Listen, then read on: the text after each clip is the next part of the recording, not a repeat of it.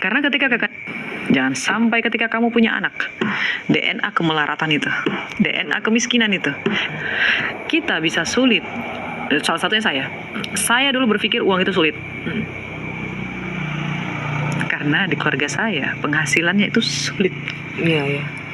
Itu menyerap ke dalam DNA saya. Dan kalau teman-teman nanya gimana cara mengubahnya ke aroma afirmasi, kamu harus memutuskan DNA itu di kamu. Jangan sampai ketika kamu punya anak, DNA kemelaratan itu, DNA kemiskinan itu, DNA kekurangan itu, DNA semua yang mikir tentang hidup itu sulit, ekonomi itu sulit. Usahakan terputus di kamu. Jangan sampai itu masuk ke DNA anak kamu. Karena ini akan selalu mengulang.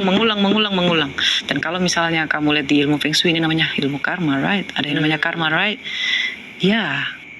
Jangan sampai ketika kamu punya anak, DNA kemelaratan itu, DNA kemiskinan itu, kita bisa sulit. Salah satunya saya dulu berpikir uang itu sulit. Karena di keluarga saya penghasilannya itu sulit. Iya. Itu menyerap ke dalam DNA saya. Dan kalau teman-teman nanya gimana cara mengubahnya ke aroma afirmasi, kamu harus memutuskan DNA itu di kamu.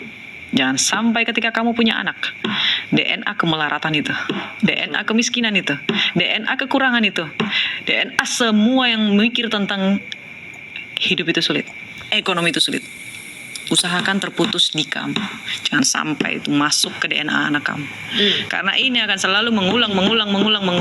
Dan kalau misalnya kamu lihat di ilmu Feng Shui, ini namanya ilmu karma, right? Ada yang namanya karma, right? Ya. Jangan. Karena ketika kakak nanya, Karoma kakak kok bisa sampai sini? Nggak tahu saya. Saya nggak tahu.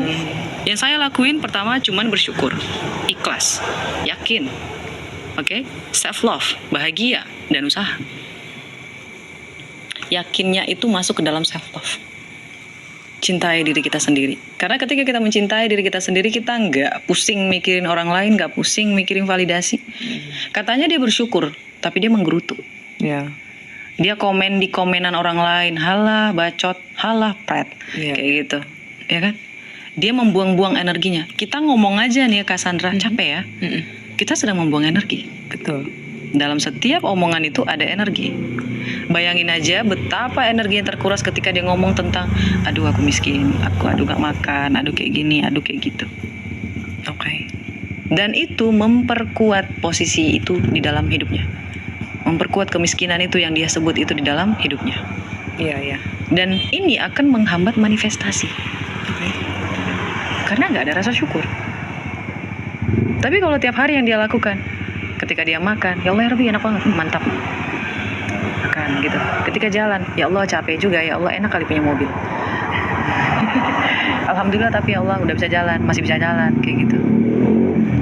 Berarti lebih memikirkan kebahagiaan. Iya, yang baik-baiknya aja supaya maksudnya pikirnya baik, nanti pun hasilnya baik gitu kan sebenarnya. Iya, ini tentang merekayasa Kak. Merekayasa mentalnya tetap dalam keadaan baik-baik saja. Karena ketika kakak nanya,